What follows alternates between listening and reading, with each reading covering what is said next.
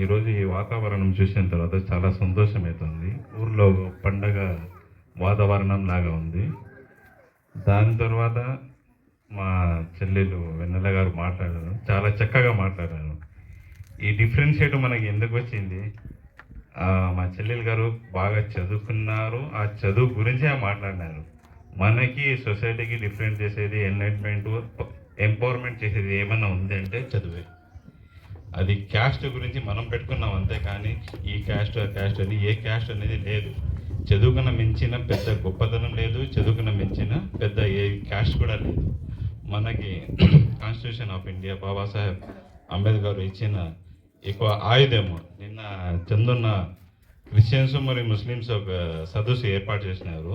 ఆ సదస్సులో ఒక స్లోగాన్ రైజ్ చేసినారు అన్నగారు, గడప లోపల దైవము, గడప బయట ఏముండాల? రాజ్యాంగం. గడప లోపల దైవము. హిందూ కానీ, ముస్లిం కానీ, క్రిస్టియన్స్ కానీ గడప లోపలే దైవము. నేను ముస్లిము, ఖురాన్ చదువుతాను ఇంటి లోపల.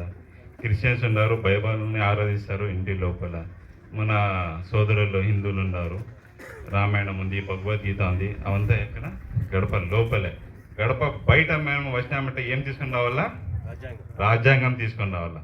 రాజ్యాంగం వచ్చి అందరికీ కల్పించిన సమానమైన హక్కు. ఈ రాజ్యాంగంలో ఎవరు కూడా మీరు ఇది, మీరు అది, మీరు పెద్దలు అని ఎక్కడ కూడా లేదు. అందరూ రాజ్యాంగం ముందర సమానులే. ఇది మనము రాజ్యాంగము మన ఆయుధము. ఇది తెలుసుకోవాలా. మన రైట్స్ ఏమున్నాయి, మన జీవించే స్వేచ్ఛ ప్రతి ఒక్కరికి ఉంది, మనం మాట్లాడే స్వేచ్ఛ ప్రతి ఒక్కరికి ఉంది, మనం ఆరాధించే స్వేచ్ఛ ప్రతి ఒక్కరికి ఉంది. ఇది మనకి తెలియదు కాబట్టే ఈరోజు అన్నిటికీ మేము భయపడతా ఉన్నాము. మా చెల్లెలు ఎంతో